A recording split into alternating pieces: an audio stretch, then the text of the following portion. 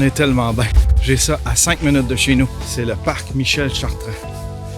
C'est tout juste à côté. Puis j'en ai pas du tout profité.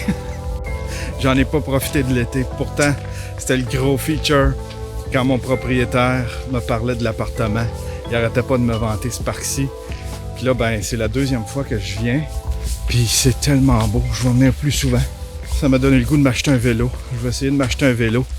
Mais là, j'ai pas mal dépensé récemment. J'ai acheté pas mal de gear. J'ai travaillé beaucoup sur mon studio. Fait que ça m'a forcé à faire quelques dépenses. Mais probablement que au printemps prochain, je vais m'acheter un vélo. Surtout qu'on m'a dit que les meilleurs deals pour des vélos, c'était pas en fin de saison, c'était en début de saison. Fait qu'on va aller chercher un vélo. J'ai pas besoin de grand chose là. Hein? Petit monsieur de 48 ans qui fait pas beaucoup d'exercice là. Pas besoin d'une affaire ultrasonique là.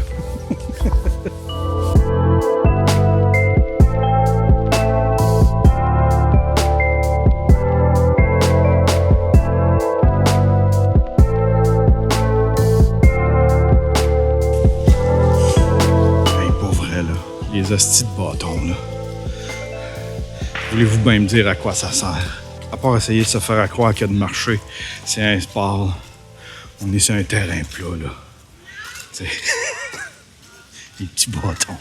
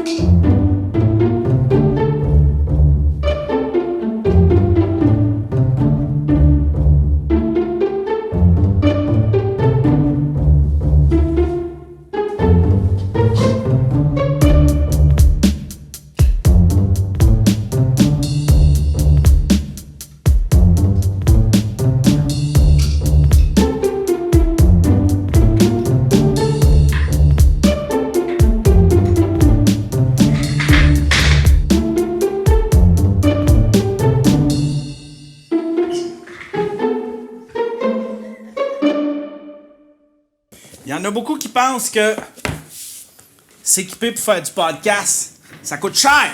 Faut être millionnaire pour faire du podcast.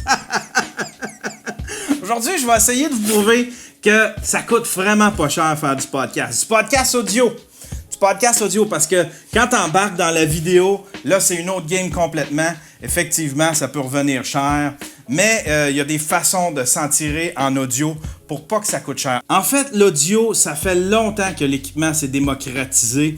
Tu peux avoir un très bon son, des très bons micros, et puis ça prend pas un laptop ou un ordinateur de la mort. Un ordinateur vieux de 7 ans est encore assez bon pour faire des podcasts audio. Il y a des logiciels gratuits, il y a plein d'outils, des plugins, il y a plein de trucs que tu peux, disons, piger à gauche puis à droite pour en arriver à un résultat qui va être comparable à ce qu'il fait en studio. Cette semaine, je me suis payé un microphone à 100$. J'ai trouvé ça sur Amazon en fouillant pour des micros USB.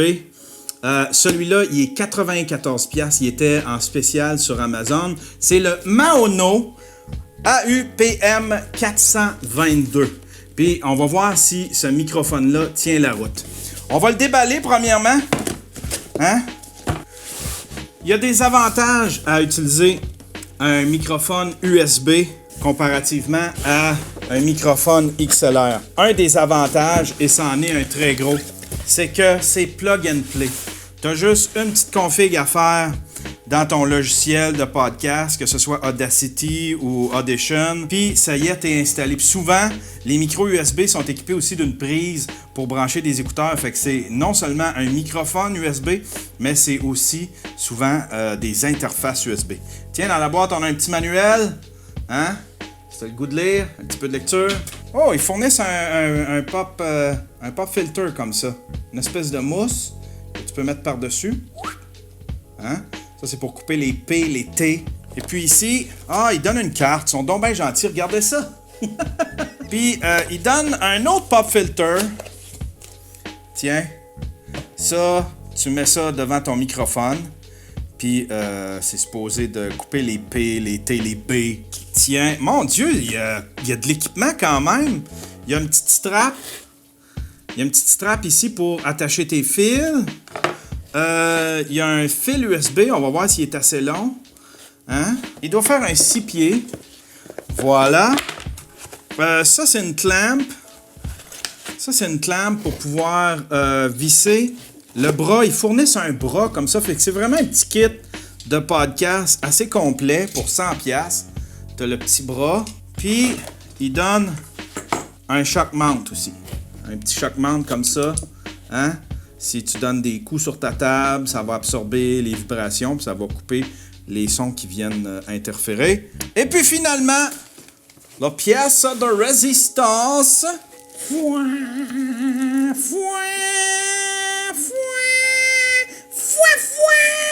Oh, il est très beau! Oh, wow! Il est très beau, regardez ça. On voit dessus, il y a un bouton pour monter le volume. Ça, c'est monter le volume de ton micro. Tu peux le baisser. Il y a une espèce de bouton touch ici. Un bouton touch ici, ça va être pour le mettre sur mute ou le démuter. Puis ici, en bas, il y a une prise. Une prise pour mettre des écouteurs, vu qu'il peut être utilisé comme une interface audio. Bon, ben, on s'en va... on s'en va s'installer, puis on s'en va essayer ça. Un des avantages d'utiliser un microphone USB, c'est la simplicité. C'est tellement plus facile gérer une seule machine.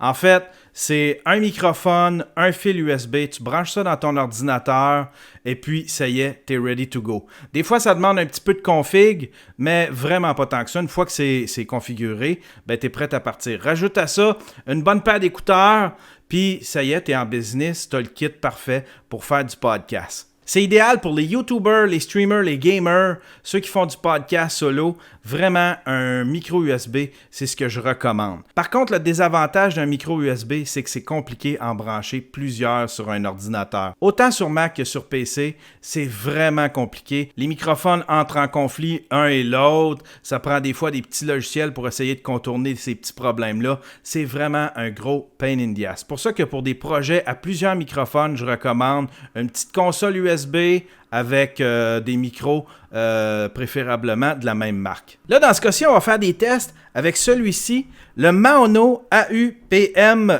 422. J'ai ouvert ici mon Audacity, puis on voit là, j'ai bien choisi le bon microphone. Tiens, on va partir à un enregistrement. Test 1, 2, testing 1, 2, test 1, 2, testing 1, 2. Là, je suis à peu près à un demi-pied du micro.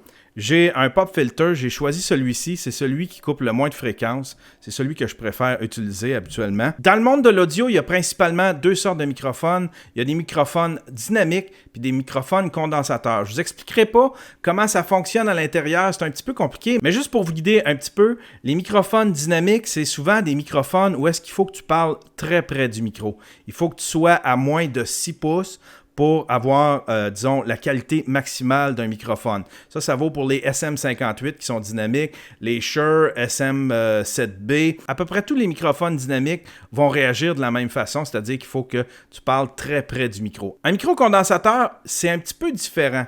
Il y a souvent les mêmes pick-up patterns, c'est-à-dire qu'il est capable de capter selon les mêmes patterns, sauf que la distance à laquelle tu perds le son est plus grande. Là, je parle à 6 pouces. Je devrais perdre un petit peu de son ici à 1 pied. Tiens, là, je suis peut-être à 2 pieds et demi, 3 pieds. Vous voyez? On m'entend quand même, tandis qu'un micro dynamique, on m'aurait perdu un petit peu plus rapidement. Il y a beaucoup de radios qui préfèrent des micros dynamiques justement pour ces raisons-là. C'est-à-dire qu'il faut que tu sois proche du micro. Tu captes beaucoup moins de son d'ambiance si tu as des machines, si ta pièce est moins bien sonorisée, ça va moins paraître. Tandis qu'un micro-condensateur, c'est complètement le contraire, c'est-à-dire que ça peut capter beaucoup plus de défauts. Si ta pièce est pas bien insonorisée, s'il y a des machines à côté, des ventilateurs, des choses comme ça se peut que ton microphone condensateur capte beaucoup plus de sons indésirables. Là, ce que vous entendez présentement, c'est le son direct du microphone. Il n'a pas été traité. J'ai rajouté aucun effet par-dessus. Sinon que de remonter les niveaux pour que vous puissiez m'entendre. Mais il n'y a aucun compresseur, aucun égalisateur, il n'y a rien de ça qui a été rajouté. Mais là, pour faire un vrai test, pour voir tout le potentiel de ce microphone-là, eh bien, je vais traiter l'audio à partir de maintenant. Alors voilà, là, ce que vous entendez, c'est du son que j'ai travaillé, que j'ai modifié en post-production. J'ai rajouté des égalisateurs, des compresseurs, des limiteurs. Et puis, j'ai mis ça, disons, à mon goût, à moi.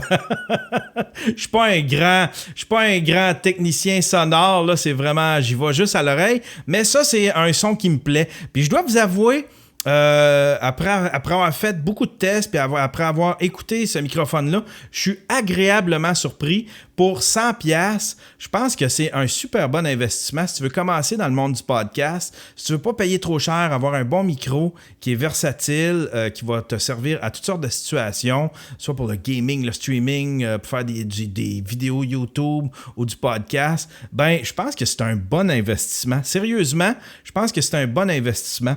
J'ai acheté ça, moi, parce que je veux me faire une deuxième station de podcast dans la maison, dans la cuisine. Un espèce d'espace de travail que je vais pouvoir utiliser une fois de temps en temps, comme ça, quand je veux sortir de mon bureau. Puis ça va être aussi une espèce de station pour faire d'autres tâches dans tout ce que j'entreprends, dans tout ce que je fais, dans tous mes projets. Tiens, juste avant qu'on se quitte, je vous demanderai vos commentaires sur le micro. Je vous demanderai qu'est-ce que vous en pensez, qu'est-ce que vous pensez de ce son-là. Est-ce que vous pensez que ce micro-là était un bon investissement avec ce que vous entendez comme son? Et puis, pourquoi pas laisser un like, hein? Laissez un petit like, puis vous abonner. Ah ben voilà, on se revoit la semaine prochaine, mesdames et messieurs, pour un autre vlog de Yann Terriot qui dépense un peu trop.